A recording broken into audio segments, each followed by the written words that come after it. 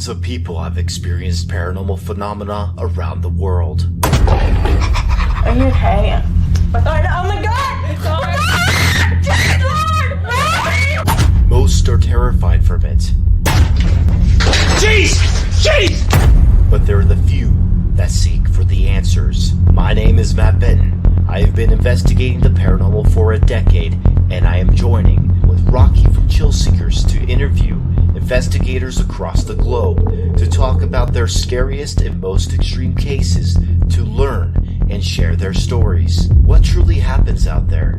And what is the best evidence they can provide to show the phenomena is truly real? Welcome to Devil's Hour Live.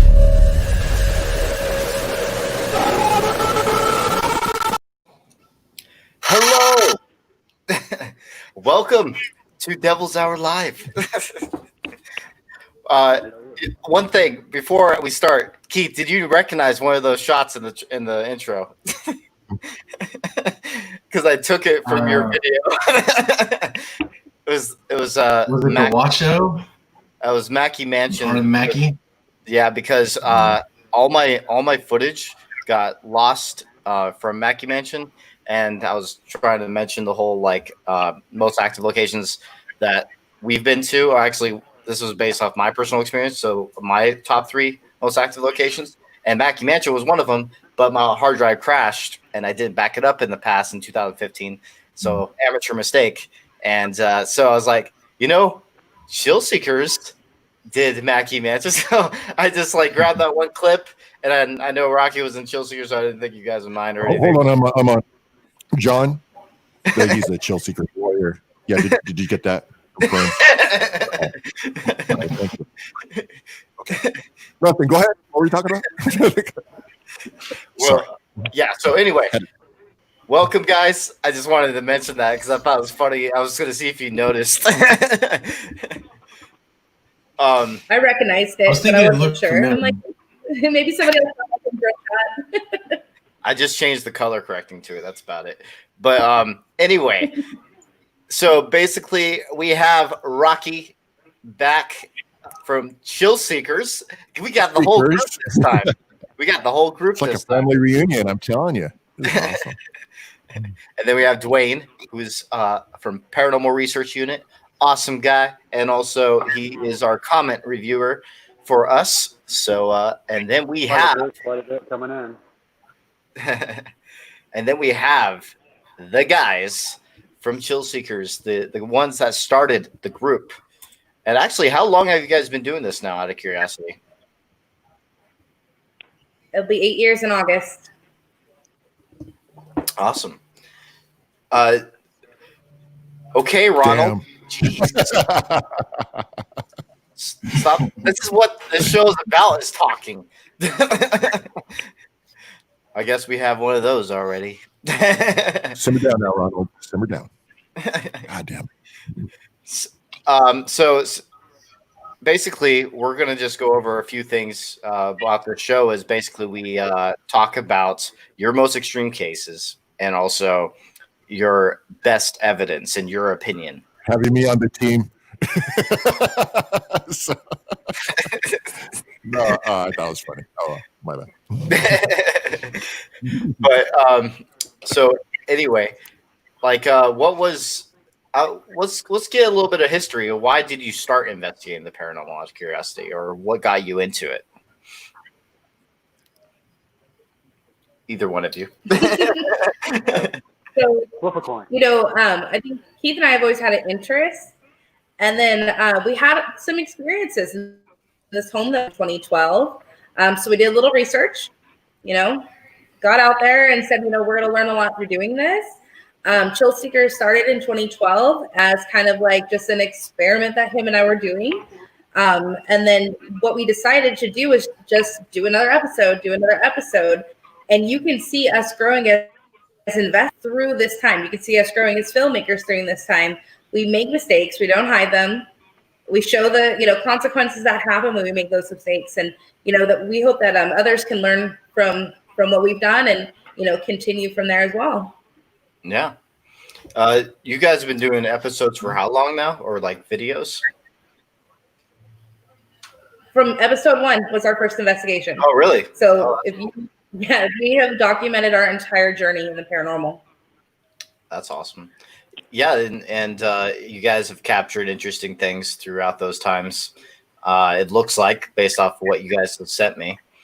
One thing I wanted to add also, Rocky, since you are a part of Chill Seekers, I wanted to add one of your videos. I think this is a good time to talk about your case a little bit later. We're going to get into that later, but about your experience at the Old Washoe Club. I think this is a good episode for that. It just came to my mind just now. If you want to. Oh no, that's fine. You know, it was insane when I was in that room with the red door. So yeah, we could talk about that a little bit later. Okay, cool. So Keith, you're also a creator of apps, ITC Apps, and you've been doing that for how long, out of curiosity? I want to say 2016, I think, is when Spiritus came out for the first step. Yeah, that was a pretty successful one because I know pretty much everyone had it that was into ITC. I still use it. I still use it to this day. I love Spiritus. So even to now, I still use it. And Dead Wave. Yeah. Yeah, I personally haven't used the other ones yet, but I've used Spiritus when I was starting out in the ITC stuff. And Matt Payne is an awesome guy. He helped us with our own apps too. So when you were doing ITC, what got you into the ITC side of things? Was it just the communication that you were getting and you wanted to make your own type of apps too? Yeah, I've always kind of been into the spirit communication side of things. Even when we first started out, like I was really into EVP work, and then I got an SB7 and then other, like Hack Shacks and stuff. And I was really into ghost boxes, and then I started using apps. And then I just decided to like develop my own apps. It's just like a progression of things. Okay. So which one's your favorite, out of curiosity? I want to ask that question. I should have asked Matt Payne this too, because I'm curious about Matt Payne's. But which one's your favorite? Well, Spiritus is kind of like my baby, right? That was the first one I made. So that one means a lot to me. But honestly, my favorite one now is the latest one I put out called EVP Shifter, because I feel like all my research and spirit communication, I kind of put it all into this one app. And it's not really for everyone because it's, I don't know, a little bit harder to use for some people. It's not really for beginners, but I don't know. I really like the way it turned out and the communication I've gotten with it. Tell us a little bit about it, out of curiosity. What's different about this app? Well, everything about it is constantly shifting and adjusting, like all the settings. The scan rate, they're independent from each other and they constantly are changing. Just everything about it, the different effects that are put in there are always changing. The pitch, the frequencies, everything about it is always changing. It's like all this stuff going on behind the scenes with it. I don't know. It's kind of hard to explain. I wrote up some stuff about it. You can check it out, but it's kind of hard to explain, really. Okay. Well, yeah, like I said, a lot of people have used the Spiritus app. I'm sure. I think a lot of people. I've seen a lot of people talk about Dead Wave, I believe, too. What was the other one? The Necro. What was it? Necrophonic. Yeah. Necrophonic. Yeah, that was like the most popular.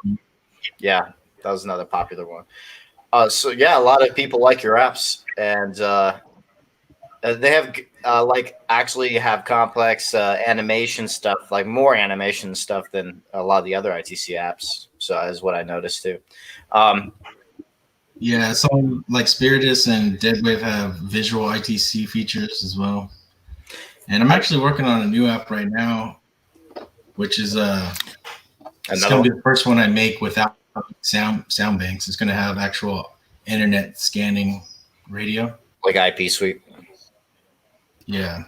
So that one's gonna be Actually, I enjoy using I enjoy using the visual because that's what I use as far as like the video ghost box. I use the recognition from Spiritus and DevWave, and I have yet to show on video what I have captured because I've been lagging on like 4 or 5 videos behind right now. But I tell you, the full effect and what's crazy about the video is that it freaks me out more. You would think that you're in the dark, that it would be more creepy, but with the visual ghost box, I'm afraid something's gonna pop out. So that's just my own perspective as far as the video boxes. Yeah, visual. Yeah, I think it inspired other people to make some designs too. Actually, we actually have the Banshee app that you created, Rocky, with Matt Payne, and then we have 2 others. Actually, we just released one, by the way. Cynthia ITC is a new one that we released. It's more meant for actually cross-checking your data. Basically, if you capture something anomalous, I can show it to you guys real quick. It's a little image. This is the app. Basically, Hey, where did Rocky go? Yeah, bye Rocky. You turn into the ghost. Oh, But Jesus. do your best girl voice. Oh my God. No, it's horrible. But Sound like anyways, I'm from the earth. Oh well.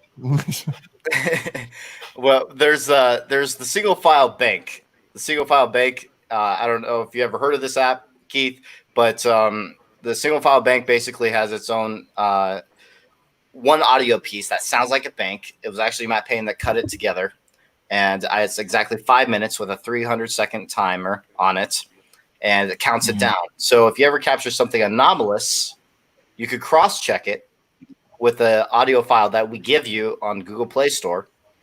And you could see if, like, okay, I heard a voice that I don't think was in the audio. Now you can actually cross-check it yourself at home and be like, okay, that was anomalous. That voice wasn't here. That full sentence was not there before. How is it there all of a sudden? Well, now you can validate paranormal phenomena like this using that single file bank. Kind of similar with Solomon too, except that one was with voices, the creepy voice. But this one's, I wanted a bank version. So even though it's technically not a bank, it's just an audio, but it sounds like a bank for people that want it, that have those features. And then there's also this frequencies and enlightenment and darkness and all that. I actually got inspired by your design for one part, Keith. Which was the darkness and enlightenment feature. With what I like about your Spiritus app, Keith, is that you added dark music. Yes, and also the type of meditative music. And so that's something I actually liked about yours, and I wanted to add that also into this app because when you're doing a session, so I believe that people's mindsets in a session can sometimes maybe affect activity, maybe sometimes kind of like I think so. Because I believe that the mind is very associated with the paranormal a lot. And so, yeah, I was inspired by that part of your Spiritus, and I wanted it in my app too. So I did my own audio pieces for those too. So, yeah. Pretty cool. Yeah, I can see what your views on that be like. Have an app be like, "Hey guys, I'm Rocky. I'm a ghost. How's it going?" Instead of like, "Hello, demon, god, evil." So yeah, which does that play an epic part in spirit communication. So as far as the features, so. By the way, this is available on. I just cover you up again. This is available on Google Play, and same with Keith Weldon's apps. It's on Google Play and Apple. Something that Matt Payne's not able to do at the moment. But if you guys want to check out his apps, what's your apps under, Keith? The search name. Well, you can search for it by app. My friend Chris Rogers is the one who runs the Apple Store. Mm-hmm. So I believe it's Chris Rogers. Okay. And then under Google, it's Chill Seekers. So. Okay. There you guys go. You could go look and download their apps if you like. And just look up Paranormal Shadows UK for some of Matt Payne's apps. And also the 3 apps that he worked on with us was the Solomon app, Banshee, and this one. So those are the 3 apps right now. So far, Solomon remains my number one. I haven't really got a chance to use Centipede yet, but in the future, hopefully. Scientia is Latin for science and knowledge. It's because I'm trying to go more a scientific approach of trying to validate your audio anomalies. So that's why. Okay. Yeah. So people that don't know what that word is, that's what it is. It's just Latin for science. I can't even pronounce it. So that's the one issue I thought about too. I just couldn't think of a better name, and I liked it. The idea behind it. I just couldn't think. It took a while. You should have made a bougie like Versentia or something. I think that would have been a lot better. Yeah. Put a gold demons. I'm telling you. I'll make Versentia. Keith, we're working on Versentia next week. Okay. Sounds good. Well, anyway, so out of curiosity, you guys have done a lot of investigations. Have you mainly just investigated the West when it comes to locations? Yeah, for the most part. I would say mostly the West Coast. Yeah, but we've gone all the way to Ohio. We've gone, I would say we've gone to Ohio. We've gone to Arizona, which is still kind of West Coast, but predominantly California. Okay. So, California, that's where I start out. It has a pretty interesting locations there. That's different than the Midwest. I like the the West type of ghost towns over there. It's pretty cool. Speaking of ghost towns, Rocky and I are going to one tomorrow. So, Jesus Christ.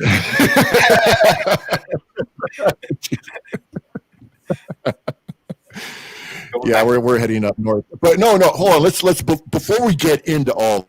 My question is, Matt. You said you like ghost towns in California. Which one did you prefer? Out of all of them, still to this day, Virginia City has a different vibe. Everything's about it. I'm talking in California. In California. Yeah. I haven't really investigated too many not ghost town types. Not mining town types or anything like that in California. It was more of like old towns, San Diego. Yeah, that's all I was gonna say. I would say San Diego, Cosmopolitan, that one where that dude passed out at, that graveyard is even creepy. And they got the world famous what's that house right next to the cemetery? Like the what? God, I can't even think of the damn name right now. It's been there, like they built around it. Can't even think of the goddamn name. I was also in Vail Ranch Historical Site. There was actually another location that was right next to the Vail Ranch Historical Site, which is this a cemetery area that's unmarked graves. Got some interesting things from that. Got the creepiest ITC thing I've ever heard. What's the name of that house that's next to the cemetery? It's like it's supposed to be haunted. Like the lady shot herself in the backyard, and it has like a bunch of Whaley House. That's what it is. The Whaley House. Yeah. San Diego. Yeah, that was insane. Yeah, that Whaley House. I haven't investigated that one yet. I've only been on the outside of it. I haven't gone inside yet. At the time, it was pretty expensive. I don't know if things have changed, but it's pretty expensive to do an investigation in the past over there. So that's probably why I haven't done it yet. But I want to do the Whaley House. There's a lot of talk about it, about being the number one most haunted location in America, as a lot of articles are saying. I don't know how much that's true, but what about you, Keith, Carissa? What do you think? Most haunted ghost town in California? It is hard in California because property values are so high out here that everything gets torn down and developed over so quickly. So everything's pretty expensive. It's really spread out. It's pretty difficult. I know just as a child, it's not that big of like a ghost town, but there is a lot of spirit there, and you can get a lot of communication. It's in Columbia Historic State Park up near Sonora. I know that the Fallon House up there, like great evidence has been caught there. I haven't been able to get into a lot of the buildings, but Rocky, I mean, we took you there with the family when you came up last time. So, you know, I love it there. It has a special place in my heart, and one day I will get in there to investigate. It's open back up, and I can get a ranger to help me out there. There's another place out in California. Allensworth. Oh, so keep going. Oh yeah, Allensworth. That was pretty yeah, cool. I forgot about that. There's so That many was a great locations. episode, you guys. You know what's funny? Like, there's so many locations that we go to that I literally forget about some of them until someone brings it up. I'm like, oh yeah, I did that too. I don't remember that. like when you're like in the hundreds and hundreds of locations, you kind of just stop thinking about them, and then it gets brought up again. You're like, and then it's like comes back to your memory. All of a sudden, it's like, oh, it's interesting. Yeah, I want to talk about Allensworth for a second. Allensworth was amazing, you guys. And, you know, that episode ended up being very cinematic, very beautiful. It meant a lot. It was the first town in California that was fully funded, founded, and governed by African Americans. It was a fantastic historical, experience for us. I also learned how to dance in like 100-degree heat with a ranger. That was really fun too. That's the one thing I don't miss about California is the heat. But it was a lot harder to get access to a lot of locations, like you said, because a lot of places are owned by businesses, and now they're tearing historical places down too. It's a lot. That's the one thing I like about the Midwest. A lot easier to get access to locations. But one thing that over there has is those mining towns. And those mining towns, there's something different about them. They seem to be so much more active than all the locations I've ever been to, like Virginia City, for example. Like nothing tops them so far from my experiences. Nothing has topped Virginia City and those type of towns. They're for some reason extremely active. I think it has something to do with the stone that's there, or because of the area you're surrounded by in a mining town. Maybe has something to do with that, but there's something about them that's super active. There's so much fun. We always have lots of things to do in those mining towns. I know we went to Murphy's, California. We were zip lining. We were spelunking. It was a lot of fun, and it's still an active live town. But that was a great mining town. I loved it. Yeah. Well, so let's go into like the nitty gritty. What, out of curiosity, in your opinions, what is your guys' most active cases, or your top one or two? Top five. Okay, so Stockton was weird. There was a little nightclub in Stockton. That one really sticks with me because it was the closest I ever got to being really messed with, up into my next favorite, which was the Green Residence. Residents, they have their own dynamic because you have the dynamic of the living and the spiritual, and you never know what you're gonna get. And I know I personally made a lot of mistakes the first time we went there, and I actually have multiple episodes of me trying to fix what happened and trying to go back and learn from it. And that one was probably one of the most impactful ones because that was the stickiest one. If you want to get into the nitty gritty. Interesting. Nitty gritty. What kind of other activity or things that have happened there that did you capture interesting evidence? Yes. So we captured a lot, but it kept following us.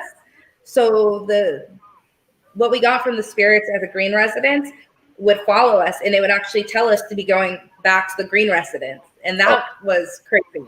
So when we did go back, we really had a better connection with the family. We were able to help them better, and we were really new at the time. So, it was a big learning experience for us. The paranormal community came together to help us out in amazing ways that I can't even talk about, because a lot of them don't want the notoriety for it. But we were helped out so much by the whole community when it came to this case. It was fantastic. That one probably means the most to me, but I know that we have a lot more sensational ones that I'm sure Keith would be happy to tell you guys about too.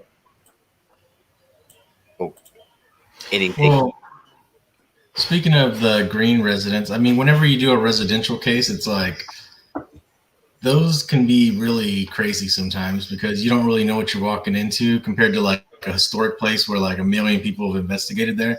You pretty much know what you're getting yourself into. But if you go to someone's house, you're like, either they're crazy or there's some crazy stuff going on there. So there was a lot of crazy stuff going on there. That's the first time I actually saw a shadow figure. I was leaving the bedroom and the hallway was right there, and I seen a shadowy figure walking down the hallway, and I thought it was the owner of the home, but it sort of just disappeared, and something seemed weird about it, and the owner was actually downstairs the whole time. So I don't know. To this day, it's like one of the weirdest things I've seen with my own eyes. Yeah, you gotta love the shadow people. Right. I still want to capture one. Huh? Daydreams and Nightmares probably my number one though. Oh yeah, the mask That's place.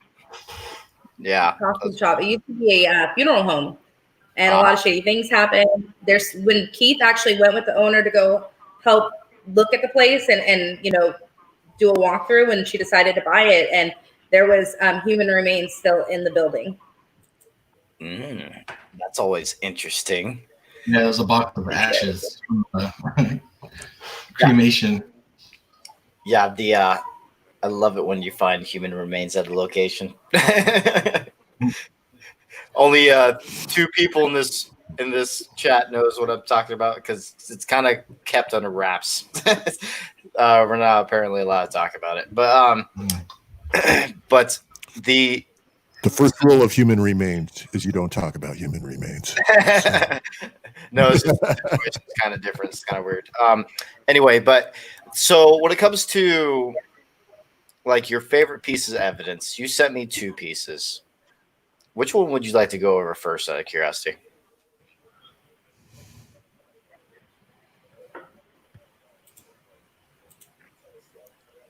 Keith? Hello? Hello? Oh, is he frozen? Oh, I think he's frozen. Keith is frozen.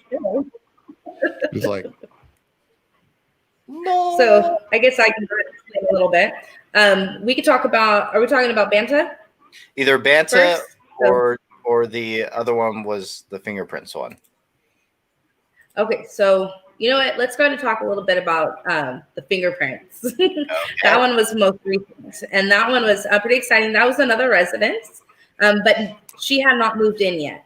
So it was Dana from Daydreams and Nightmares. This is her niece, and when she let us know that she was getting ready to move into this home, but they already could tell a lot was going on there. We did a walk through the house. We did a really big investigation there, just Keith and the owner and I. And there he is. He's back. Yeah, so, my internet went out. I don't know why. That's weird because we have the same internet. We're in the same house. Yeah, the Wi-Fi disconnected. It's being destroyed by Carissa's phone. So we go into this house. We investigate, right? And it was an amazing investigation. We videotaped everything. So when we were leaving, we were just finishing up. We walked out of this little weird room that we were in, and we could see red handprints on the windowsill. And we could see them all along. And we had so much evidence about like the child and things like that. And then when we see these handprints, what was amazing about them is that they were very tiny. They were very small handprints, like a small child or even older toddler. And we were able to review our footage, and we were able to see through that footage that there was no handprints on the window before we went into the room. And so everybody's on camera in the room. Everyone's accounted for, and then we still had these amazing handprints just appear, and they were red. It was pretty crazy. Yeah, what was interesting about that too is the homeowner has been there like a bunch of times, right, at all hours of the day, and she has never seen these handprints at all. So that really made me think, okay, if anyone would know, like, if these were there before, it would be her. She's been in that house a whole lot of times, you know. So that kind of stuck out to me, like, okay, maybe this is kind of, I don't know. It's unexplained. I can't say 100% this is paranormal because I don't know, but it's unexplained. It's unusual, and it was a weird experience. Yeah, that's interesting. 1 second. So I want to show this to you guys, to everyone, real quick. Share screen.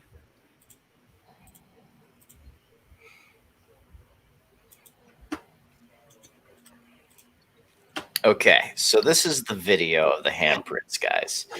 Let's just play it out for everyone. Haunted country home. So we're in the room, the closet room, and we're using the DR60, Spiritus, Dead Wave. We're doing all these sessions. We're communicating with the spirits. And when we finish up, we're picking up the gear. We're heading out. Ashley leaves the room first, and immediately she calls us over because she sees these.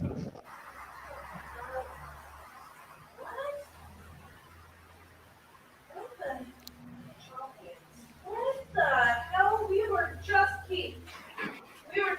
Did you notice this? These child finger marks? What in their bed? What the hell? These little child handprints, and they are like pink. They were definitely not there earlier. There's even one on the wall right here. Look, it's dripping, whatever it is.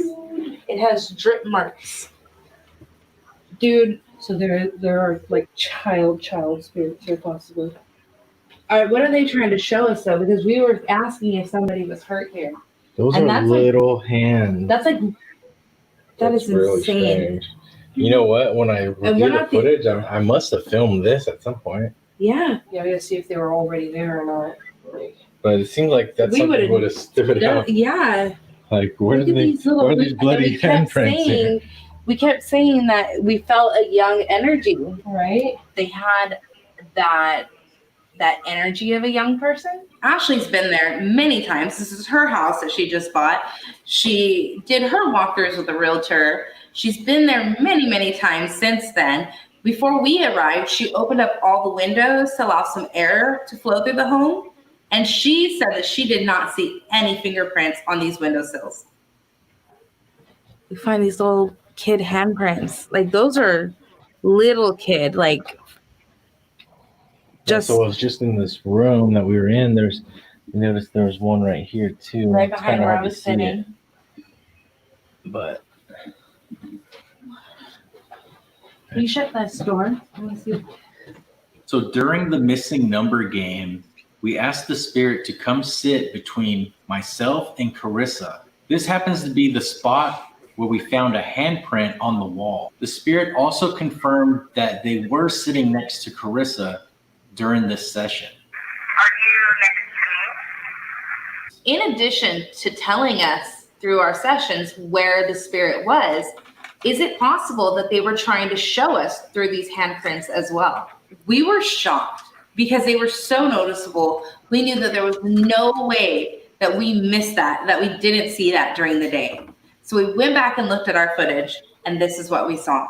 Turn all the windows closed because you can hear And they got really old. Okay. Okay. Yeah. go for it. Keith, I'm gonna put some stuff with you. What?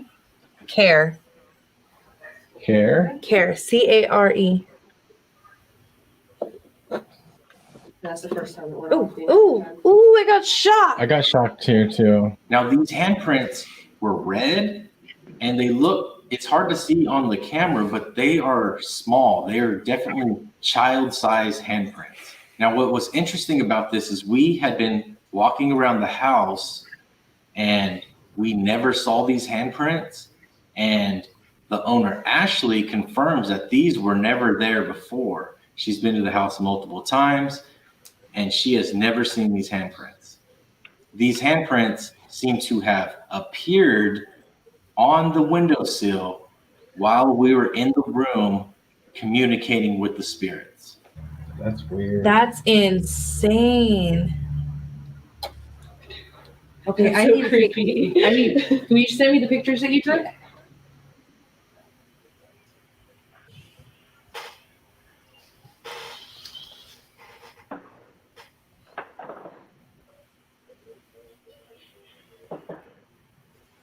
What happened there? Okay, so that's very interesting. Yes, you can feel a visceral reaction there. Yeah, what's so interesting about that, when you mentioned the dripping part, there's extremely rare cases of, and I have never seen it personally yet, but of ectoplasm story and it kind of looking like this dripping effect. And no, it's not like Ghostbusters in the movie where it's green and everything. It's actually usually a clearish color, but it looks like this one was more of reddish, you said. So actually, though, I think it's also been seen as pink for these ectoplasm stories. So it's interesting that because when you first mentioned dripping, that's the first thing I thought about was those of those cases where they were documenting that in the 80s of a one case that I was researching. So I thought that was interesting. The fingerprints, yeah, you don't really see it there. It's kind of hard to see it exactly because you're moving the camera and everything, but you had the sun right on it, and I didn't see anything, so it's interesting. Yeah, I wish we had a better shot, but we weren't really expecting anything to happen there, So yeah. We had a really. I'm just happy that we had some shot with this windowsill before, because if we didn't have that window shot before, then it would have been it wouldn't have been as validated as it was because we did. Oh yeah, it was. Obviously, no one's going to expect that. I've never captured anything like that for the 9 years I've been doing this. Still, I've never seen that before, and I very much want to. So yeah, it's cool that you went back to show that, though. That's at least no one got lives on the investigations yet. What? Oh, there's so many jokes. I see Rocky's face right now. All Ghostbuster jokes here. That was definitely an interesting one when you sent it to me. I don't think I've ever been or seen a case involving that, so that's cool. Yeah, and that was actually our last investigation we did. We had several things planned for this year, including even a documentary project that we were wanting to do. But unfortunately, with all the pandemic crap and everything going on, we pretty much canceled everything for the year. So yeah, kind of sucks, but.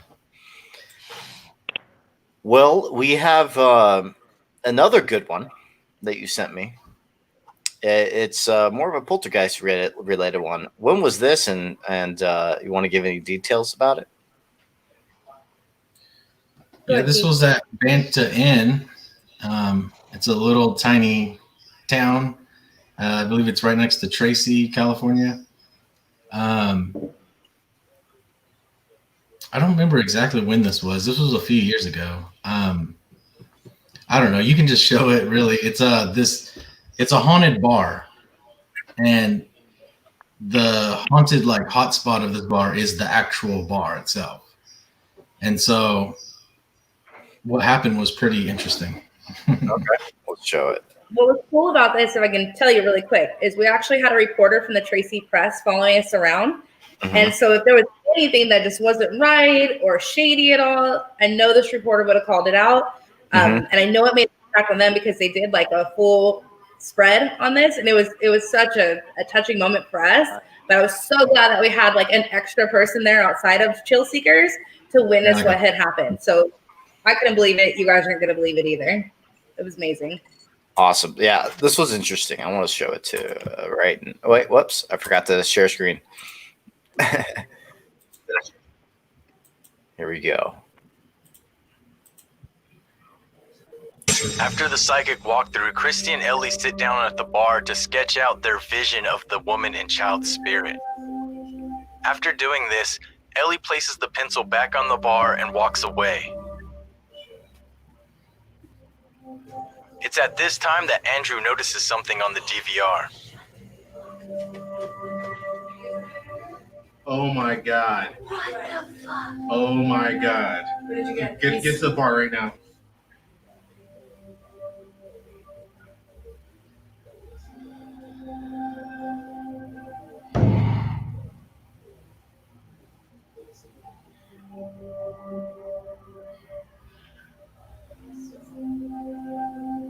So we return to investigate further.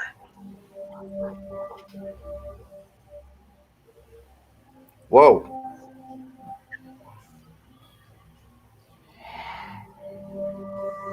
If that was the wind, I want to note this. If that was the wind, you would see this moving as well. You would see the little tie on this moving.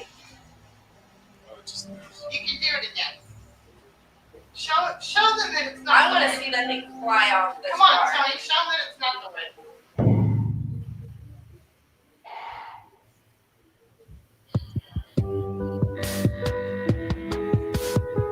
Now we cannot conclude that this event was 100% paranormal, due to the fact that the air conditioner was on and the bar is rather old and may be unlevel.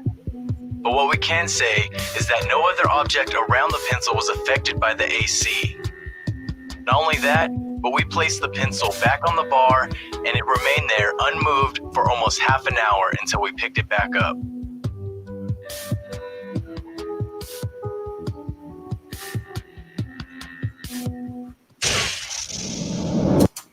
Okay, so actually, I have one question. When you had it there for 30 minutes, was it actually without the air conditioning being on at any point, or was it on the whole time during those 30 minutes? We kept that level the whole time. Okay. What were you going to say, Keith? Yeah, it was pretty much the same conditions it was in when it did move. Okay, that's interesting. I noticed at one point also I didn't notice this the first time I watched it, but it actually didn't just move down. It like twirled into a different direction. So I thought that one was very interesting because when it's a pen or a pencil, if it was the wind, you kind of expect it to go one direction, not twirl around. I don't know how light that pen was or whatever. I would have liked to see some like blowing on it and see what it does. It's like softly. I don't know. It was a charcoal pencil because she was sketching with it.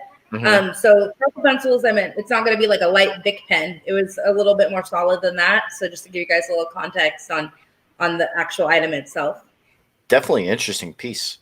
That was like it's rare to capture poltergeist events, and it's interesting because there's a theory that people say that human spirits can only move things up to 3 pounds, and that's it.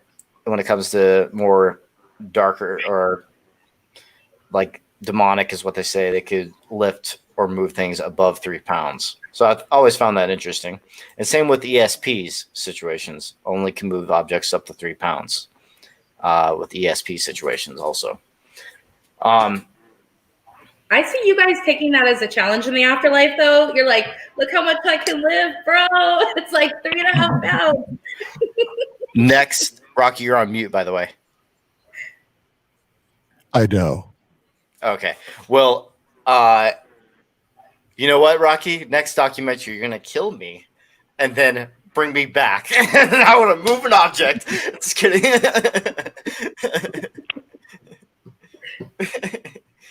No, I'm just kidding. I know. Okay, guys.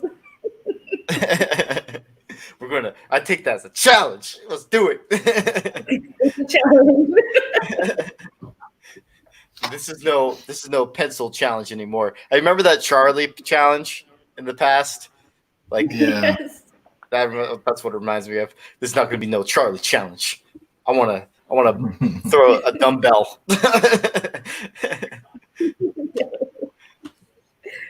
Not with those bird arms. Okay. We'll see, Rocky. We'll see. We have a challenge, by the way, guys. People that don't know, for context, it's Rocky versus I bench press competition, and it's going to be December 1st, 2020. Who could lift the most over their body weight? Rocky and I both love fitness, so we just decided to do this little challenge. See, I had to make a huge comeback for this. Hell yeah! And I can't wait. December 1st, me versus Matt Benton, going 1-on-1 on the weight bench challenge. So be sure to be there as I lift 4 times much as Matt, because we know his bird arms can't lift anything. You know, you're not going to be able to lift anything when you keep putting those snowflakes on each side of the bar, man. I'm just trying to throw that out right now. So you need to lift a little more. Hey, I'm in the lead right now, so you better catch up. So was the rabbit.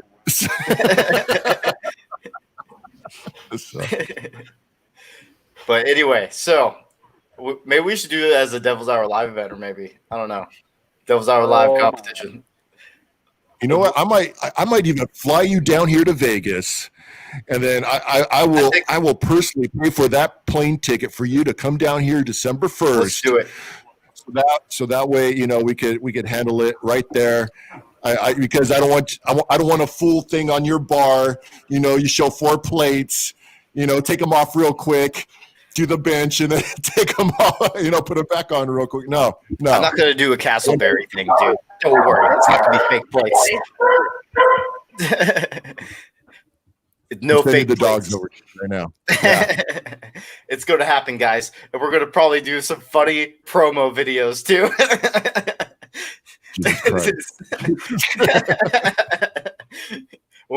By the way, like I said earlier, we're seeing each other tomorrow.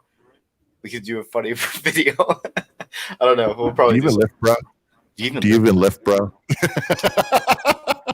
Anyway, let's get back to the subjects about chill seekers. But so what we're also going to talk about, actually, by the way, Rocky, take over a second. I need to go take a pee break real quick. Take over the show. Whoa. I'm a co-host. I don't get paid enough for this. I don't know what you're talking about. Like you're putting me on you act like I got my own show or something. Jesus Christ. I've been drinking too much water and a bang. What's that got to do? Hey, what's that got to do with me? Okay, Dwayne, take over. All right. Let's see. Hi, chill seekers. Let's see. All right. So, what's that? So hello? What's up, chill seeker? Oh, hey, how's it going? I would say something else, but you know, I gotta keep it. You know, I can't curse as much on here, so you're the answer to that one. All right. So, California, scariest place ever. My room in the middle of the night. It messes with you, man. That's for sure. But that's a hard question. We've done so much here and so many great things that I was actually I'll say the $1 million house. That one was a crazy investigation. As far as the lights going off and things exploding in the house. What was that, Keith? Like a bulb or something? Like the lights were like exploding? Oh, the Riot House, the $1 million house. The $1 million house, the mansion. Come on, they got the mansion. That's like, right. Yeah, they had a movie theater in there, you know, and then The bedrooms look like a museum, you know, like so. Remember the backyard? It was like Roman monuments back there. Like it that was insane. They had some really crazy activity, like dimensional, like weird things happening, man. It was crazy. It was crazy. You missed $1 million house, White House, light bulbs exploding inside the house, like people being affected, the shower door, responses we got, demons running all over the place. Yeah, it was pretty insane. Oh. Okay. Oh, speaking of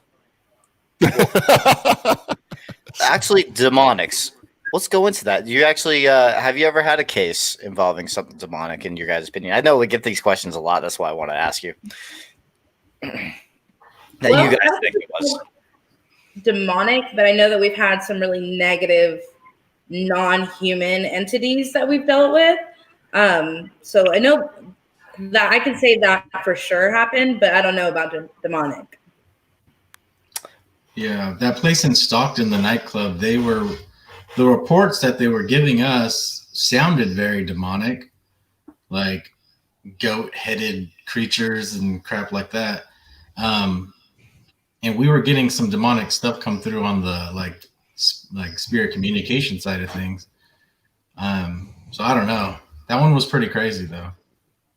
Interesting. I think there's a demon in the Washoe Club. That's my personal opinion, or something very, very dark. I have yet to have anything affect me. I mean, there's only 2 times I've been affected. 1, Washoe Club. 2, Goldfield.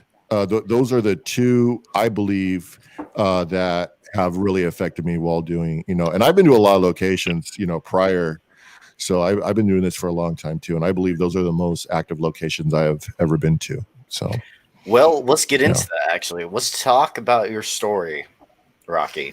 What happened to you at the old Washoe Club? I need to find that video around this because I just thought of this idea when we're live. It's Chill Seeker's grand finale, Washoe Club. It's like towards the end. Great episode. It was a great episode. Zach still owes me a challenge on that rifle.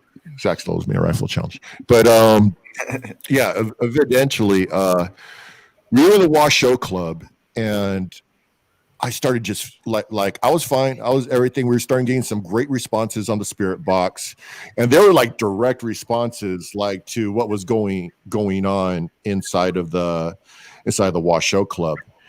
And then I just started getting like extremely ill to where I felt something was trying to come over me at that point. So I ran to get out of the Washoe Club at that point. Yeah. And that was it. Yeah, the Washoe Club is definitely an active location. That's actually a location that got me started into paranormal investigating. Is that location? It leaves an impact. I literally have it tattooed on me, guys. I love this old Washoe Club sign. They changed the sign now, though. It's a cooler looking sign. I like the new sign more, but they changed the sign at the Washoe Club. Yeah, I didn't even notice that. I saw a more recent video. They have a newer one. It looks cooler. It has a better font. Oh. You know, Rocky and I with fonts. So. yeah, we are font kings when it comes to fonts. I think it's better. I'm searching through the old Washoe Club video right now, currently, and what is the very end? No, it's it's like kind of towards the end. I can't even think of the time.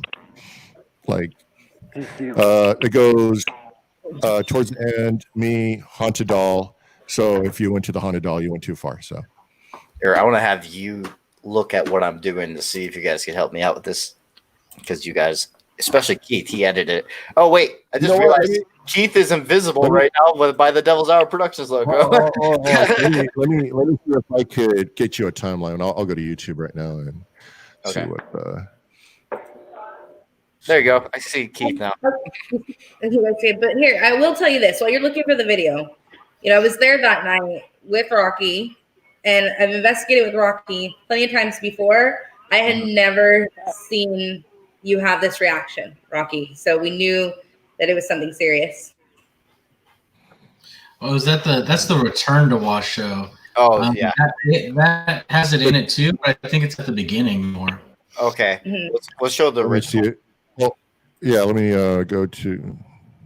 Yeah. It was pretty serious, but we still made fun of it in the second episode, though. They're always picking on me, I tell you. Is this the wrong channel? So, No, it's right there. it's on. Go back down. Right I there. didn't even know you guys made that many videos since then. This one, Virginia City. Yeah. Okay. Okay, hold on. I'm trying to. I saw Mackey Mansion, and so I thought that was just the Mackey Mansion. I forgot you guys put it together.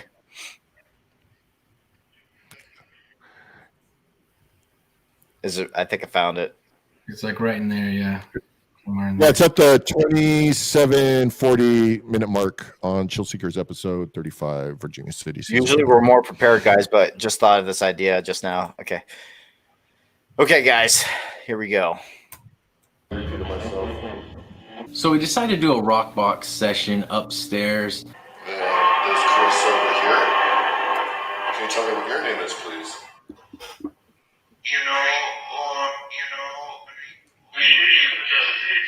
No.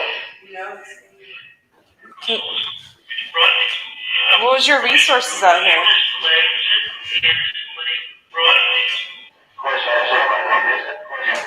Can you tell me where we are? Oh my god! I just saw somebody right there, right here. Right there. You guys going downstairs? Yeah. We'll go downstairs. Are you guys coming, or are you guys thinking you're going? We're gonna go down to the crypt real quick.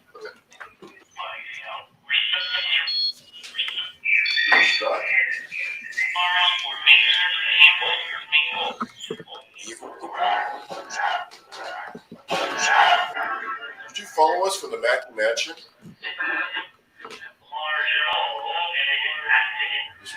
It said watch show on there. Who stays in here? You're right We here. are right here.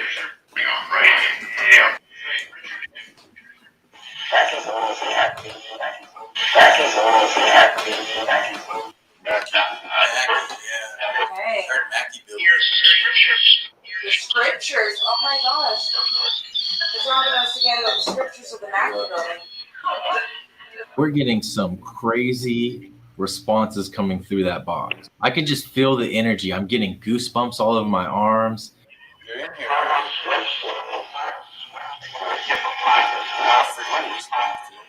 Really, and it's hot up here.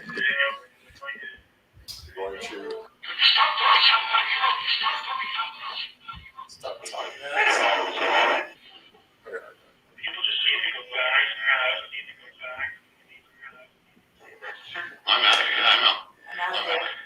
I'm out of here. So it's kind of like pushing me out of this room. It's laughing too. Something's around the corner. We should leave. You want us to leave? Stay here, it said. Why do you want us to stay here? Dude, I'm getting freaking goosebumps, man. We need to leave? Is that what it said? That's what I'm saying. We need to. I'm telling you, we need to leave. That's when I started getting sick right there. So what were you feeling at this moment, Rocky? Like when you said I was feeling like that's like at that point, like I started feeling like I had to get out of there because I felt something like trying to like take over me or something. It was just I started getting like insanely sick. Like I wanted to throw up and I didn't want to do it inside the Wash Show Club. So it was right there at that point. But go ahead and finish it. Press play. I was trying to hold it in.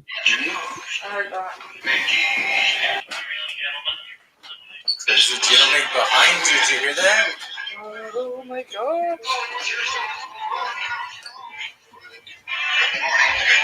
You're ignoring me.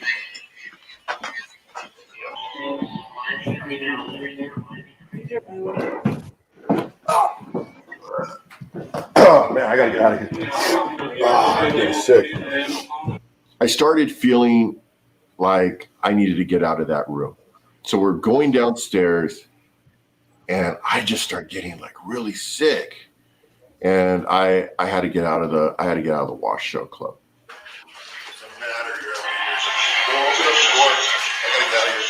I'm feeling sick.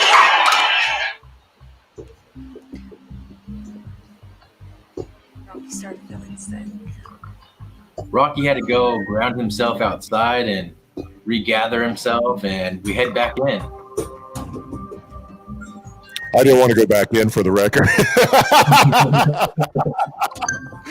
I was good. You could kill it after, but yeah, I was good after that, and then I had to go back. So interesting. Damn it.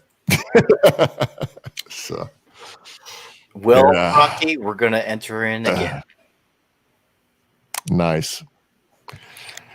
Oh, it sounds like fun. I don't know about investigating though, but I want to go back in there to shoot something for the Man vs. Paranormal film. But yeah, the Old Wash Show Club is definitely no joke. Like I could tell you one really cool story. Not one I've told you before, I don't think. So it was with Dante and I. We were down in stairs where the museum area is, and I'm not even kidding you.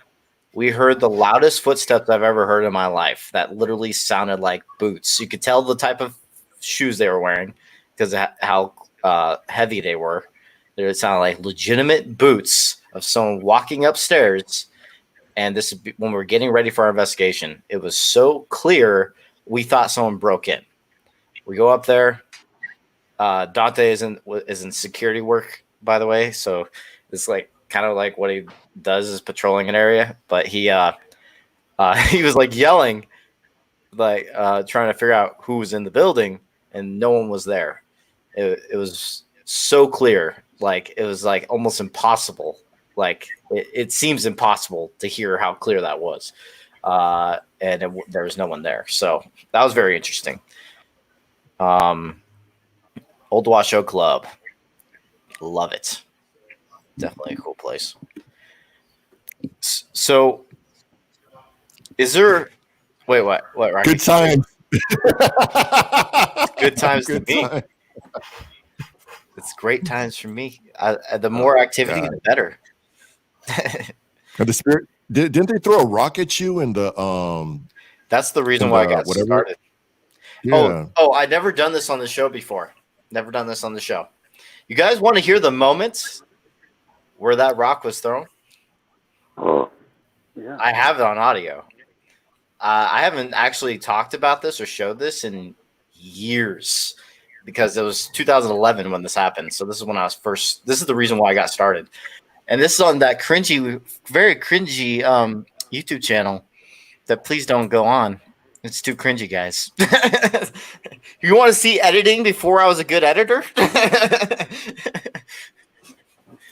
Oh, man. I'm cringing already thinking about it. Let's take away this part real quick for you guys there. Now you see Keith again. Okay, so let's see here. Oh, my God. Paranormal Extreme. So this is what happened at the Old Wash Show Club. There's only audio. This is before I was an investigator. Actually, this is the day I became one. Oh, Jesus. Horrible. Oh, my God. Such old videos. Don't subscribe. I'm going to delete this channel, hopefully. What's the name of it again? Oh, my God. Look at this box and everything. I stole it from Ghost Hunters back in 2011. So bad. 2011. Oh, man. That's when I posted it. Okay. That is too funny. It's cringe. Dislike. Audio on my cell phone. I disliked it myself.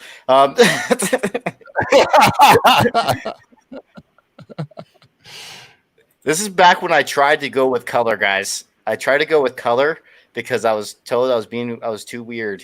So I was like, I will try color. I think you look weirder there. I was 16 years old, dude. 16 years old. Before I was a good editor, guys. I'm sorry. Let's just look away from that atrocity. If there's a little girl here, please move something, touch me. Make some kind of noise, make a tapping noise.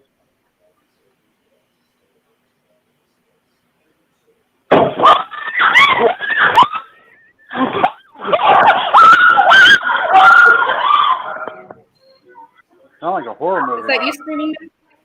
So no.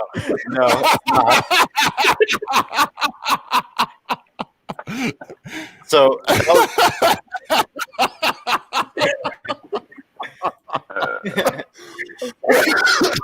that was screamed like a little girl.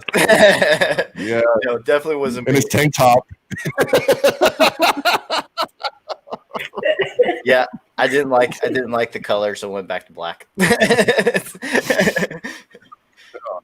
But yeah, that was yeah, I was with two other girls and there at the time and tried to ask questions. The first time I ever asked questions to a spirit and got that response. And I asked if there was a little girl here, can you please move something or make some kind of noise? And bam, a piece of brick gets thrown. And I kept that brick. I kept it. It's coming with me to the trip because I want to film something about it. But Gonna throw it back? What? Yes, I want to throw it back at the spirits. Like, I got you back. I need redemption. Just kidding. Oh man. But yeah, good times. That's the reason Probably why I still there. So. Yeah, look at that horrible editing though. Oh my god. Things have changed. But yeah, that was that one experience, and I can't believe I showed that video to 1,000 people. But anyway, the don't look up that channel. It's very cringy. God, was it paranormal? No, good thing you don't remember. Don't I'm like 10-second Tom over here. Like I suck at names and just remembering. Just put in cringy paranormal videos. Cringy paranormal videos, and it'll Cringy. pop up. No. Cringy. Oh yeah, cringe. I thought you said crazy. Yeah, cringe. Yeah, it should be number one. It should be the definition. Like when you search up definition, it should be my videos on the corner from that time period. It's cringe fest right there. Cringe fest. Yes, go cringe. No, don't search it. Don't search it. No, not that one. I'm gonna do this one. Do not search it. Everyone will think of me differently and be like, wow, this guy sucks. Yeah, I know. But then again, we have an old channel too. Yeah, very embarrassing for me. But anyway, that was the experience that got me started, and I never showed that for a long time. I was actually showing it in Man vs. Paranormal, but it's way better edited. I can see why. Yeah. But so what is have any of you guys ever got like any activity like scratches or something like that before, or seen someone else get scratched? Fiddletown. I remember there was more than one person that got scratched during that investigation. I know I've been made sick before, but I don't think I've actually been physically harmed. Out of curiosity, what did you think? Oh, Rocky, you're gonna say something? I got shanked over in Preston Castle with. You know what? You know what's so crazy is that like I was fine until I joined Chill Seekers. I was a happy camper until I was like, oh yeah, I'm a paranormal investigator, and I'm doing great along my path, and all of a sudden I joined Keith and Carissa. I'm getting stabbed on the side. I got demons trying to possess me. Like it. I was like, man, this is insane. I was like, everything started physically like when I joined the team. So it was pretty intense. It's like this is on some next level type investigating when I joined Keith and Carissa. So it's been a journey, I tell you. So Yeah. Actually, we have that video too. If you want to show it. No, I'm good. Okay. It's been a while. It wasn't entertaining enough for you. Yeah. But Beans, go to Chill Seekers TV. Look up Preston Castle. You got like some headliners right there. You got, Keith Carissa. You got Steve Huff. You got Jamie from JJ Paranormal, and of course, you got myself right there getting shanked inside of a castle. So yeah, it's great. Awesome. Well, thank you. Great episode. Well, Anytime it's a great episode. Just for my sake, don't watch it. Sorry, people are still talking about that. They're talking about you screaming like a little girl still? Is that oh yeah, totally. That was totally. Yeah, you're like, there's no video proof. But it didn't happen. No, it wasn't Matt screaming like the girl. No, I don't scream. Okay, guys, I do not scream. But I've been watching the comments. You guys are hilarious over here in the comments. Any questions that we miss, Dwayne? Oh yeah, probably. Oh, probably. It just doesn't have them. Questions. It's like, God damn it, Dwayne. Man. You have one job, Dwayne. Get a notebook. Like, hey, there's a question. God. Transapalooza. John G. Dwayne's fired. Just kidding. But we got comments coming in. A lot of them have been talking to themselves. Man, I'm looking through the questions right now. If anyone has questions for Keith or Carissa, just let us know. We will ask them. It has to be family friendly, though. No weirdo. You know me.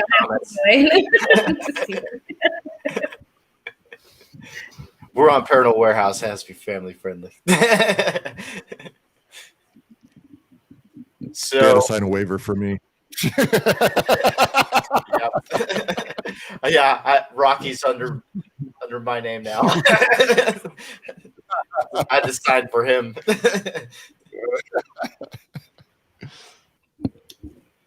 Truthfully, it's interesting to see how far you've come and see how your techniques in investigating have evolved over time.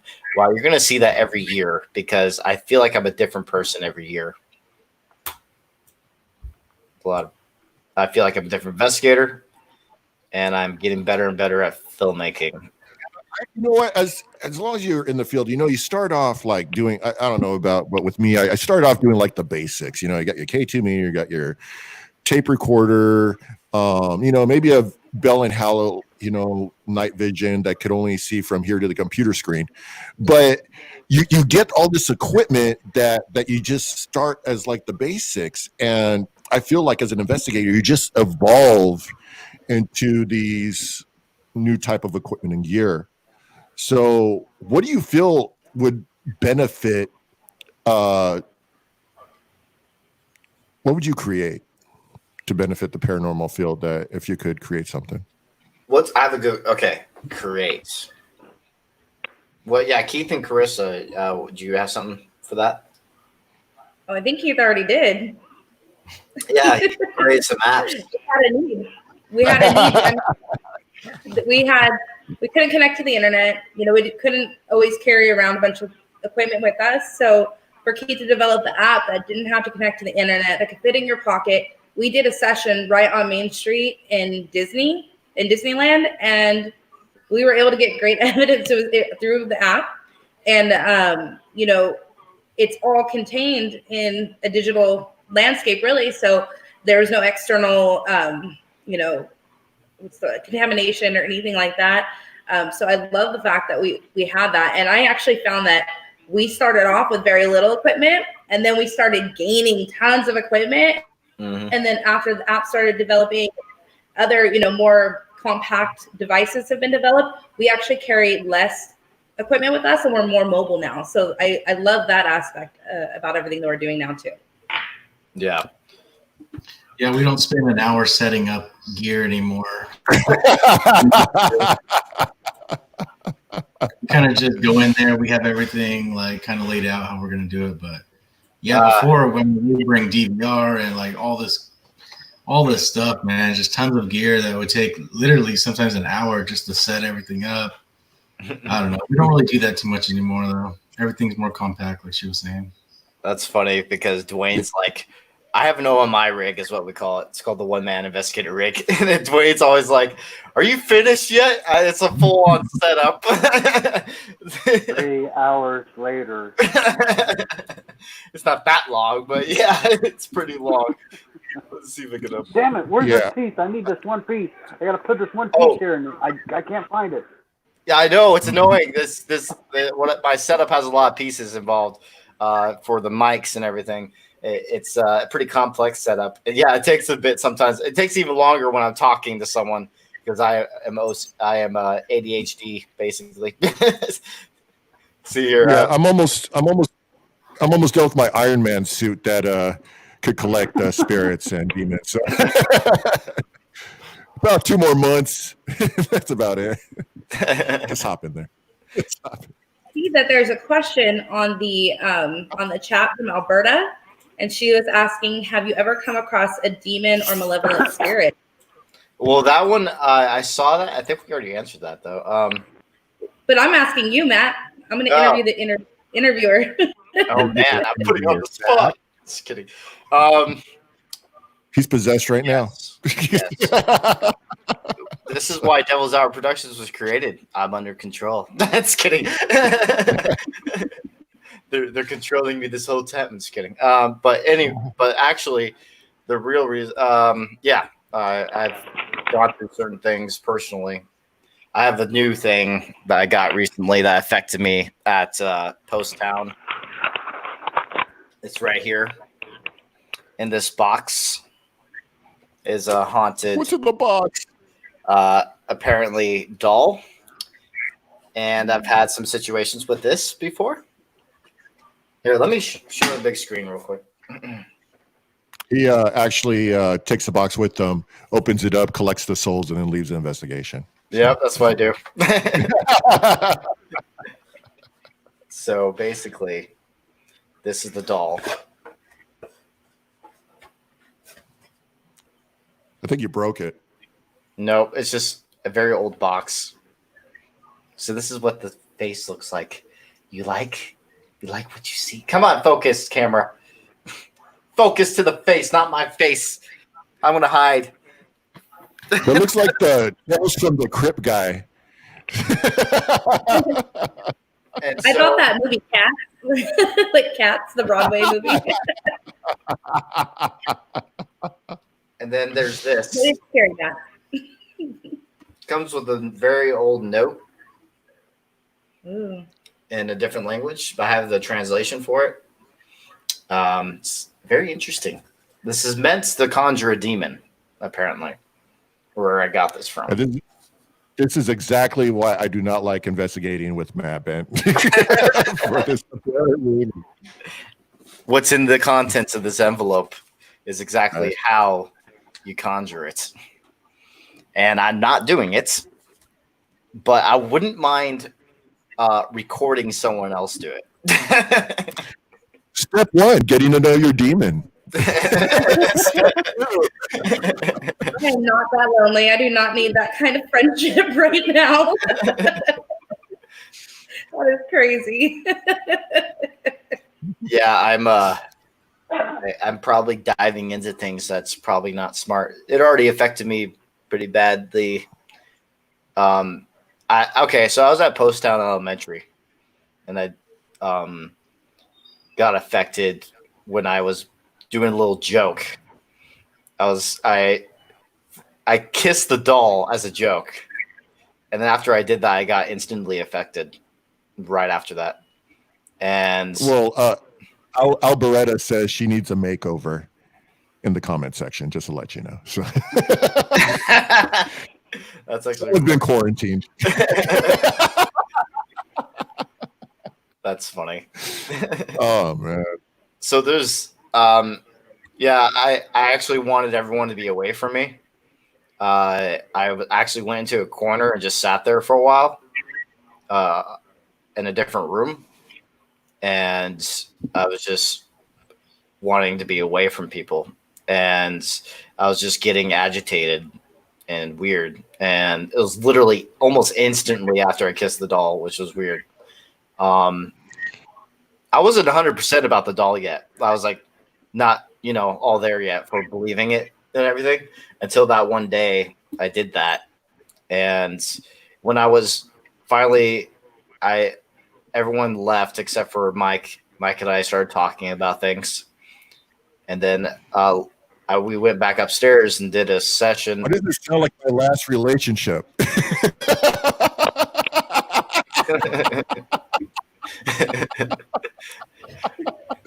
Because you've been with demons. Just kidding. What else did you do with the doll, man?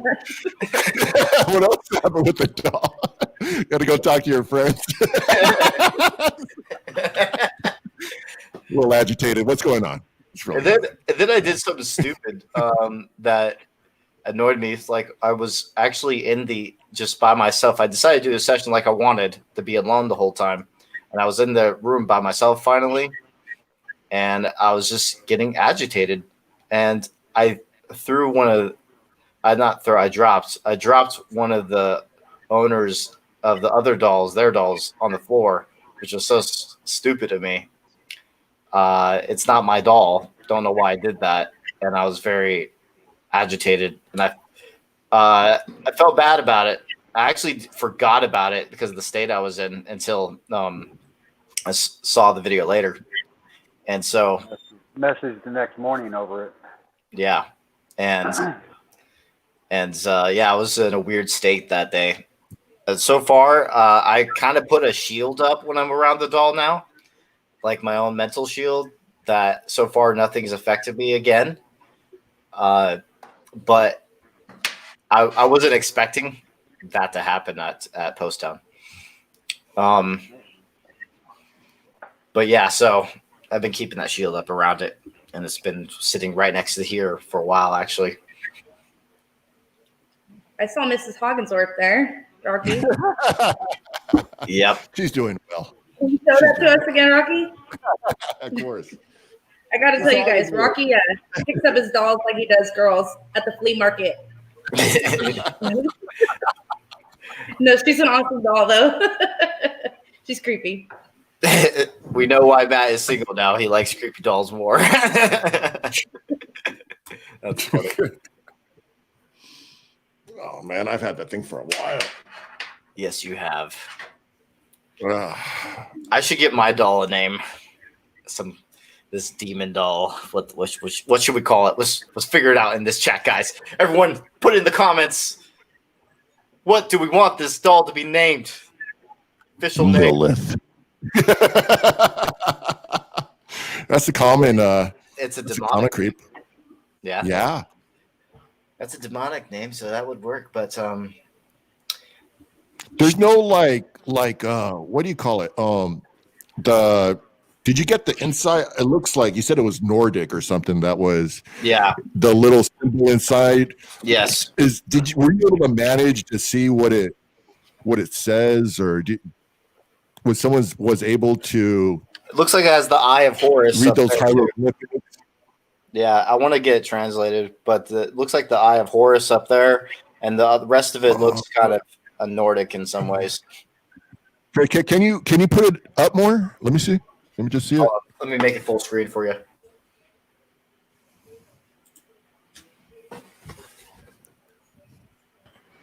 Yeah, the middle symbol looks rather like a Viking Nordic to it, and then the right side it looks like something that's like I've seen those symbols before, something to where like don't mess, don't or beware or something like that. Yeah. Haven't found out the exact thing yet. I think it says something like "Don't open the box." Why would you write that on the inside? I don't get it. that's the Don't joke. open the box. Like, damn it! Why didn't you tell me that before? Right? God. That's funny. No, but it says something like beware, like something. That's it, the symbols mean so. Arden says, name it Bathsheba.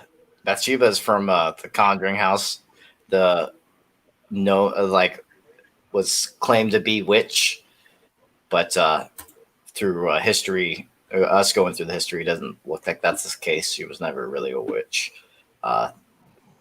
So that was kind of made up. So I would say, I don't know, we need to get a funny name. Some good name. I don't know. Isn't York Nordic? No, she's Icelandic. I was gonna say York would be York. York doll. I want to name it Lucy. Just kidding. Come here, Lucy. Come here. Yes, now I'm talking to dolls, guys. Where have I come in my paranormal career? I have. You know what? I don't know what to tell you. I don't know what to tell you, man. Like it's just too much. What's that, Miss Hargensworth? You want to get a taco later? Okay. Yeah, man. Like you need to just calm down. You need to relax. Yeah, we'll go in. We'll go after the show. Yeah, you need to relax. Have you got? Oh, here we go. I have a question.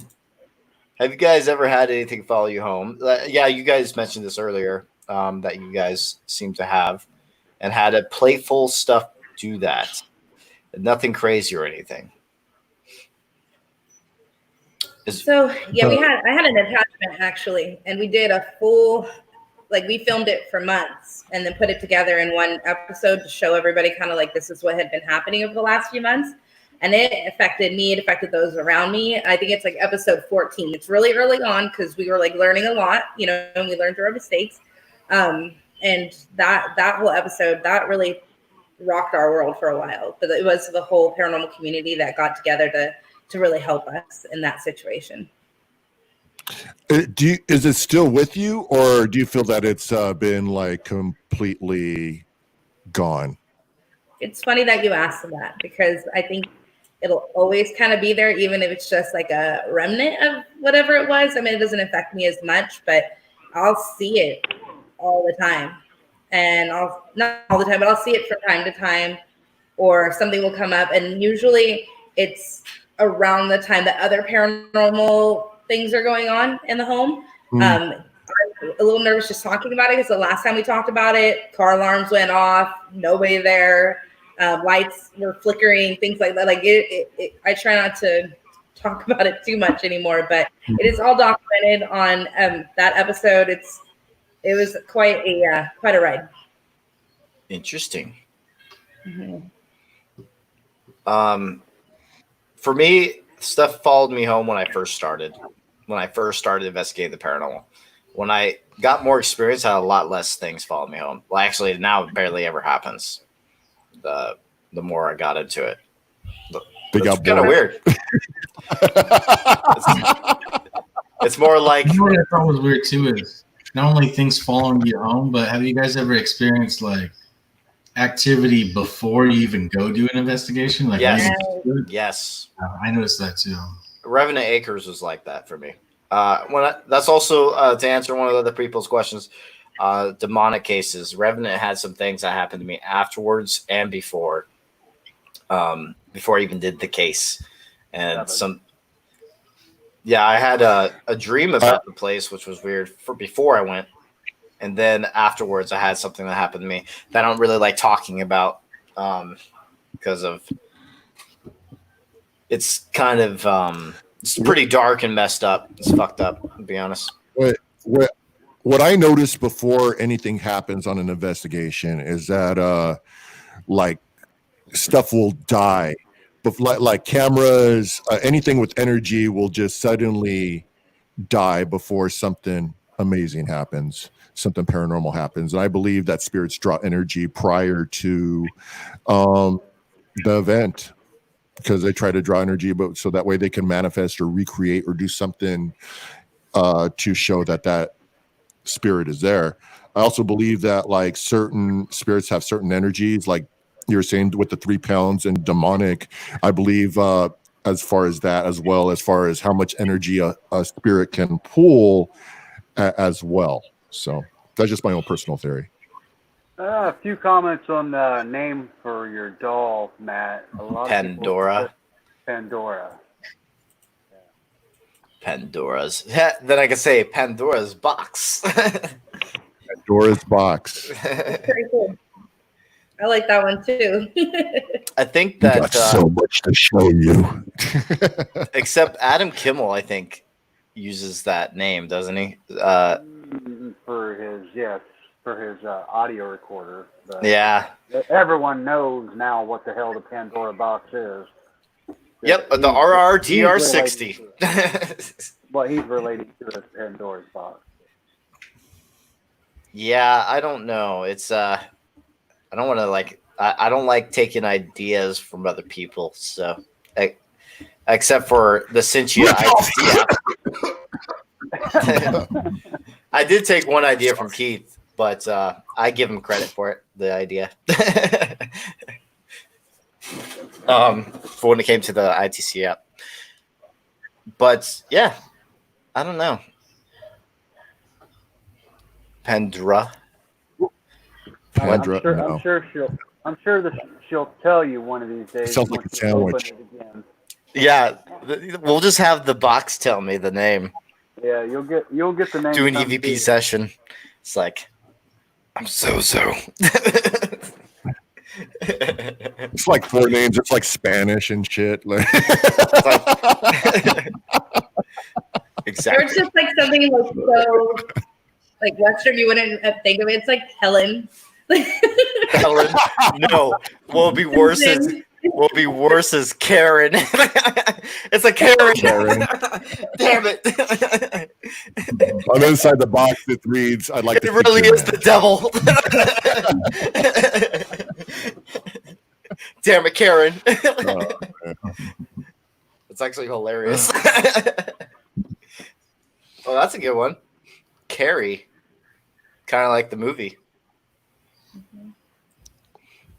Well, she does look burnt up, so that could be a possibility. Yeah. He makes a good point. Yeah, he didn't like. See, that's Greek mythology. This thing looks Nordic. We need Nordic mythology. There you go. That's the right way to spell it. Like for the one I was thinking. Yeah. Yeah, they spelled it like Jim Carrey. That was quite interesting. So. She's on Showtime. Carrie.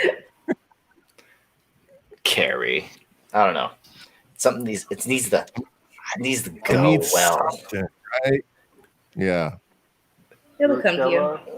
Yeah, it will come to us. So maybe once you decipher the markings and translate it, it'll actually have the name. Maybe.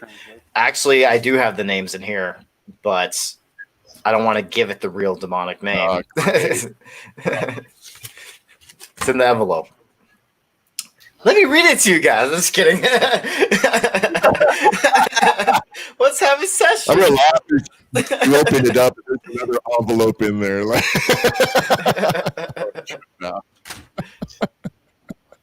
That's hilarious. Oh man! All the new people in the paranormal field. Here you go. Let's mess with these names.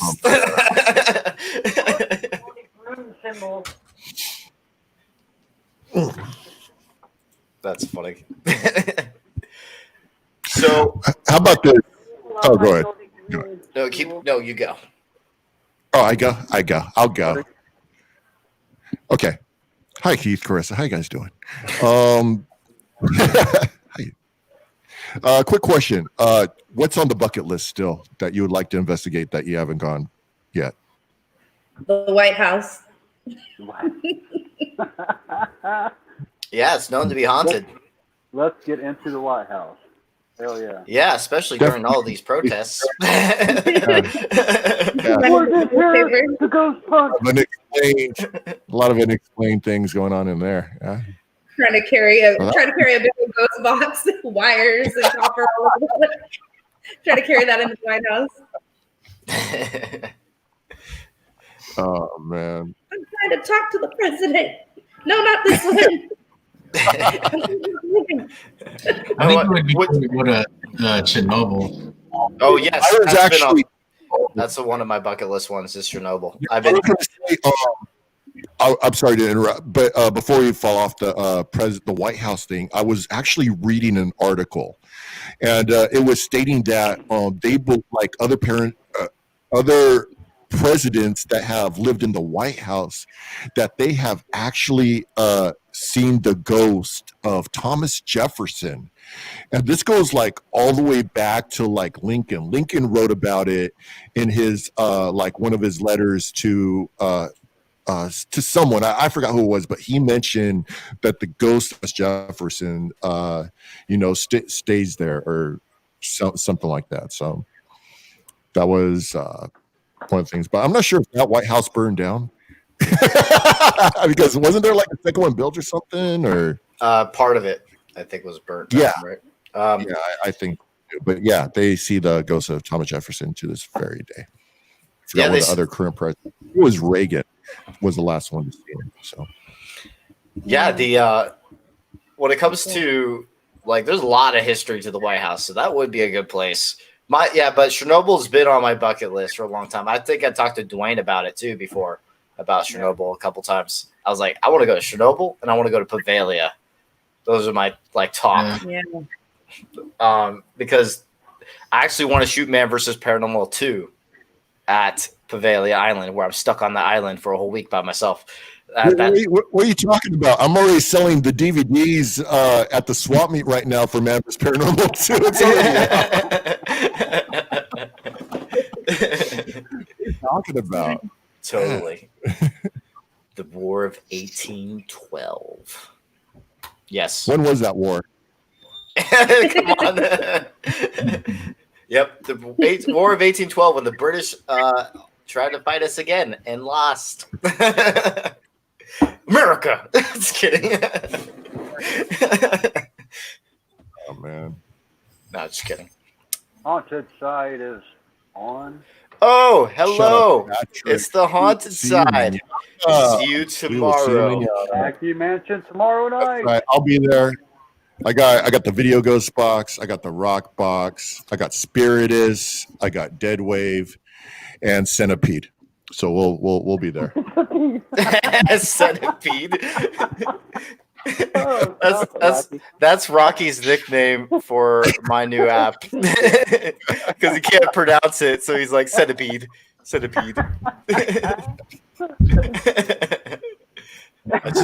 That's the new title. I should just change it to that. Shouldn't I?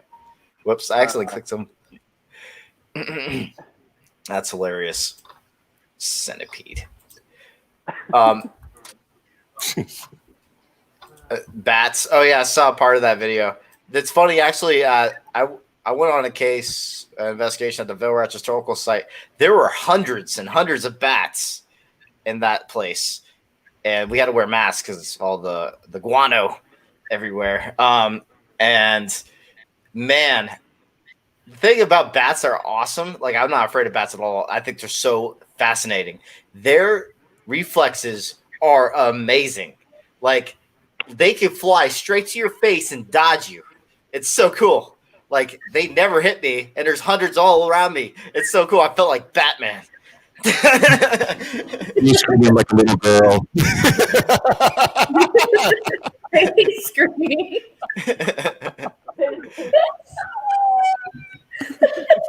Just like with the mic. That's so funny. No. Oh man. It was fun at Waverly Hills capturing the bats. We were dodging at Waverly Hills when we went there on camera. Oh yes, the bats. Yeah, it was a couple times we had a bat. It was funny. You could see one just fly right past me, and I get no reaction because I have no fear of bats. They're so cool to me. I think their reflexes are super superior, and I know they're not going to hit me. So I'm just like, cool. Yeah, we had a bat at the Tombstone courthouse, I believe it was. Mm-hmm. There was a bat flying around in there when we were investigating. I used it in the PRU trailer when the bat flew by, the Paranormal Research Unit trailer. It's funny.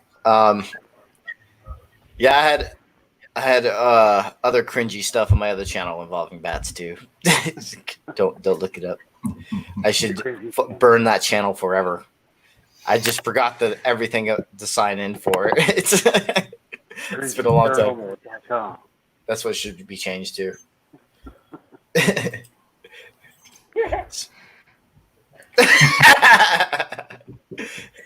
I'm surrounded by guano. I feel like Batman. That's funny. You should go get your white and gray tank top and do a photo recognition to get your account back. It's me, I swear. Oh man, I was trying to change my look then, and I was like, nah, I'm not feeling it. Going back to black. I threw those shirts away. Oh man. It was actually middle school when I started wearing all black. I wore MMA shirts a lot too in middle school. I had a weird phase. Anyway, so who cares about that? Anyway, yeah,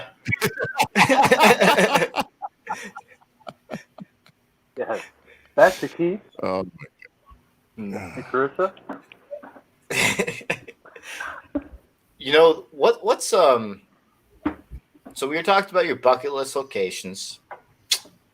What's your bucket list type of evidence to capture? I think that everyone has that. If you had to choose between poltergeist and full body apparition, what would you choose? I think full body apparition. Yeah. Yeah. Full body apparitions are awesome. I still want this shadow person. I've seen them all when I was a kid, and I still haven't captured one on video. It's like it's messing with me. I hate it. It's like the thing I used to see all the time, and now I can't capture them on video. Well, we know that photons react differently when they're being observed. That's been proven in different, laboratories, experiments, things like that. But so it makes you think that, what we see is just light being reflected or absence of light in the case of maybe spirits. We don't know, but how hard is that to capture when you're using equipment to do it? And so it's definitely the holy grail, but maybe one day. It's so weird is that I actually saw a full body apparition. I didn't even have my camera pointed towards it, and I didn't capture it. I didn't capture it at all. Well, actually, that's another theory I have too. I feel like that my own theory is that we kind of see things psychically sometimes. No. I swear to God, it was there. And then I had that little what was it? That phone from Jeremy Jones, the night vision one. And then I saw it, and then I didn't capture it. So it was just weird. I remember you telling me about that one. Apparitions are cool. I get what you're saying because the camera doesn't have the assistance of our pineal gland, So it's really, I like where you're going with that. It's really interesting. But then again, cameras could also see the spectrum that we can't see, the IR and full spectrum. They can't see it. We can't see in IR. So it could also see things that we can't. So very cool. Wait, Athea. Devil Athea.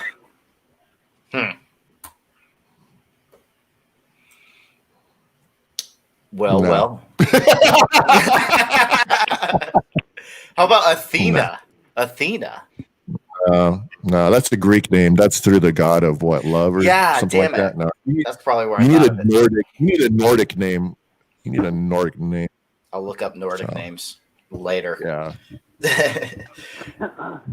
Anyway, so sorry that I'm not such a great interviewer. I mean, right now because I'm exhausted. So usually I'm more like on top. But right now I'm like feeling blah. I'm feeling blah right now.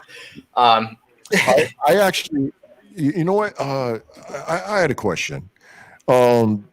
You said what devices that I know you guys used to constitute like a whole various devices, and I know I've been over there and I've seen all types of. They got every single equipment there is.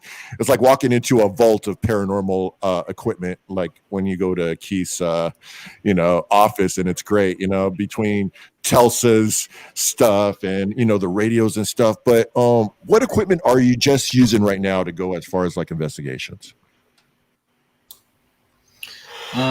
Well, the DR60 recorder, the apps, of course,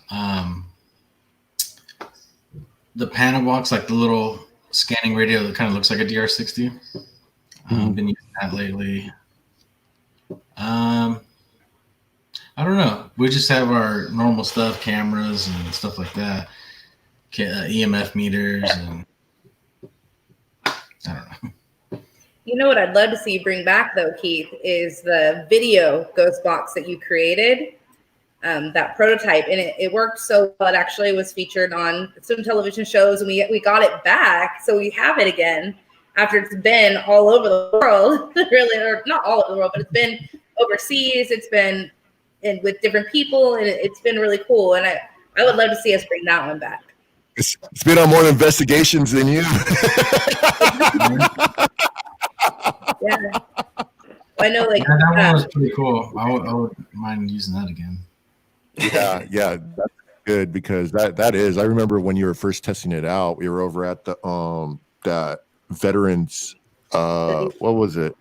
Yeah, that veteran. Yeah, and that thing is amazing. Sorry, VFA. VFW.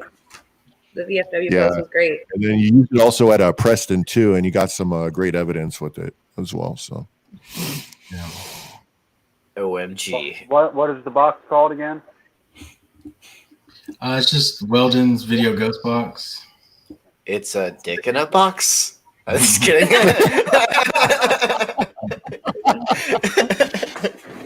It has like a video loop feedback that constant, that I don't know, Keith. I'm sure you could explain it better than I can. Yeah, well, I made several different versions of it. The first one I made, it combines the video signal and audio signal together and creates like these distorted sort of images. And that's the one that Nick Groff took to, the Black Monk house or whatever. And I think he used it somewhere else too. I forgot where it was, but that was the first one I made. And then I made one for him. And then that was the second one. And the third one is the one you're talking about with the projector on it. So it does the same sort of thing. It distorts the video feed, but then it also does a feedback loop with the projector. And you can control how much sort of feedback you want to have on it. That was actually the last one I made. I don't know. I thought that one was pretty cool, but I don't know. I just kind of stopped using it. I don't know why. My baby is scared in front of your what? Yeah, I have a weird laugh. Sorry. Girl laugh. But those video boxes are what kind of inspired the visual ITC stuff for the apps too. Yeah, I think same idea. Matt Payne also made a visual version too. I forgot the name of it, but saw it on. It was on video ghost box. It was. I don't know. I don't know. But that's why I believe is the next creation, because I'm telling you, like I've been working with projection. You know, Keith inspired me for creating like projective ghost boxes and stuff, and it's a real different feeling than using a regular ghost box. I actually am more fearful of video projection than I am for sound. I don't know why that is, but I believe that's going to be the next evolution as far as mark my words. What's today? May 31st, 2020. Video will be the next evolution for normal community as far as you know. The one issue with the visual stuff is that pareidolia. I can see that happening a lot. For people, like that looks like a face. That looks like a person. Well, okay, let's go with that point of view. But then you got people that are taking these beautiful haunted orb shots.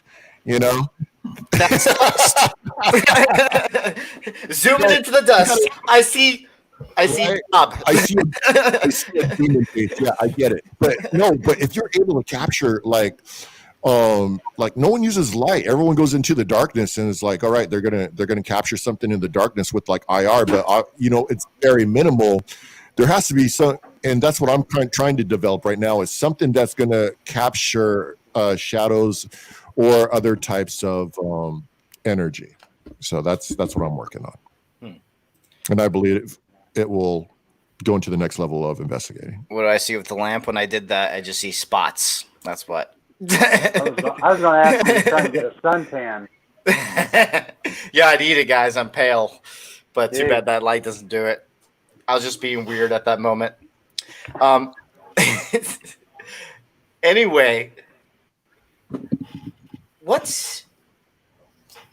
I saw a comment earlier that I've actually liked the name of.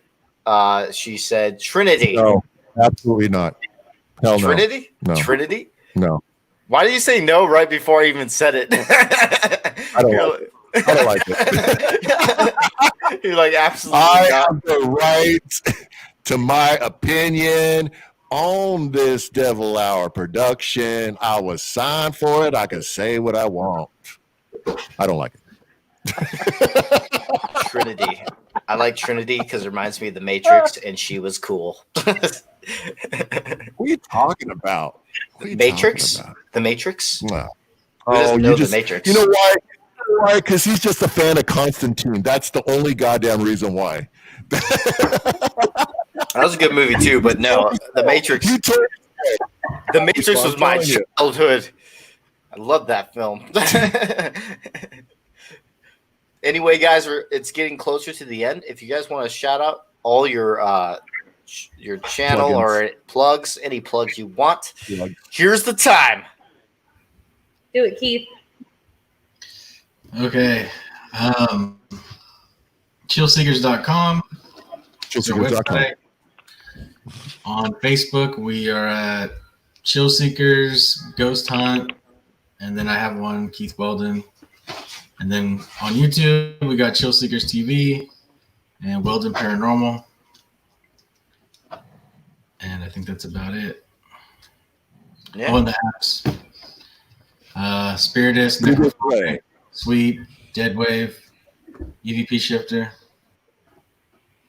Check them out. Okay. Notice how Rocky's like Google Play. It doesn't say Apple. You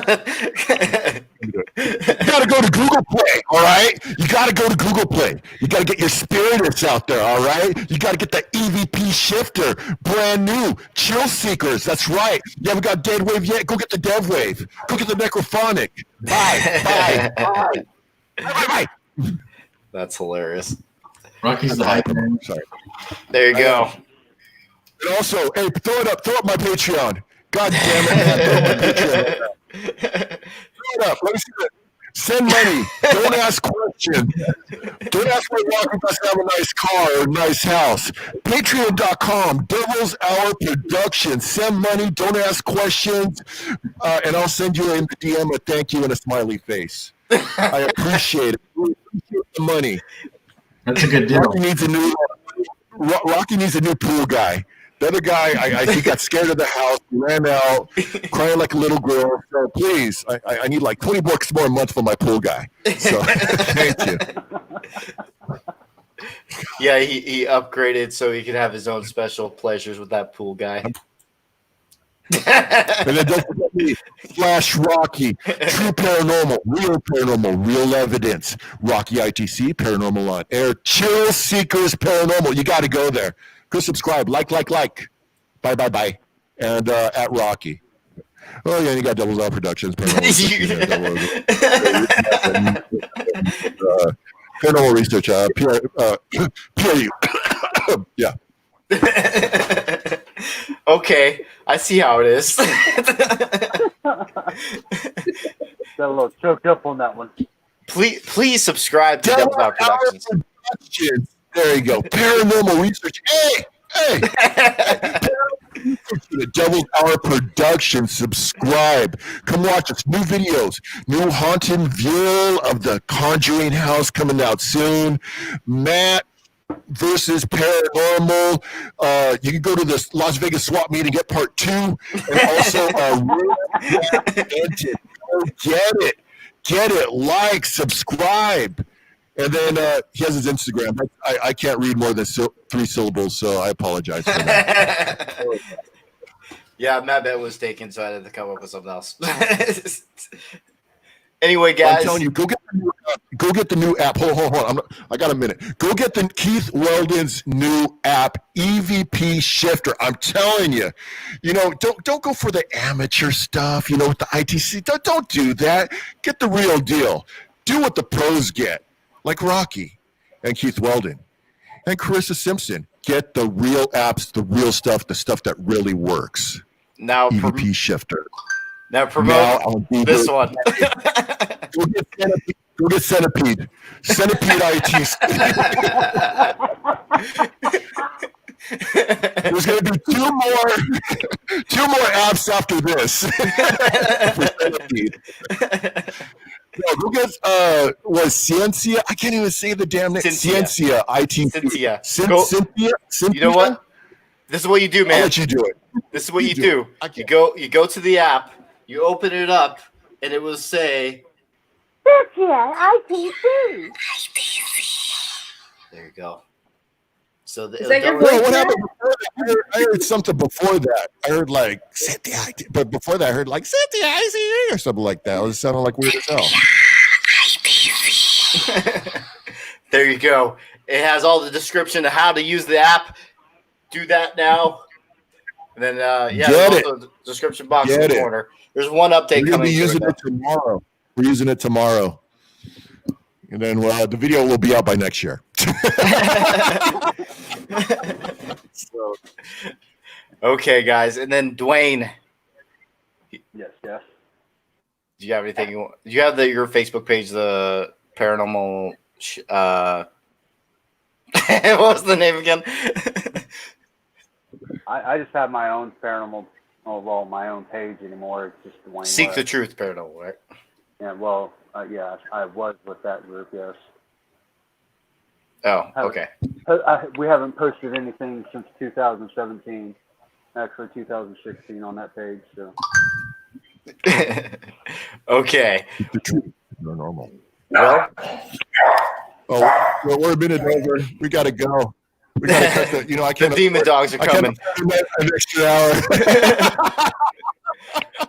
Oh man. Okay. Okay, demon dogs. Bye. Hey, Keith.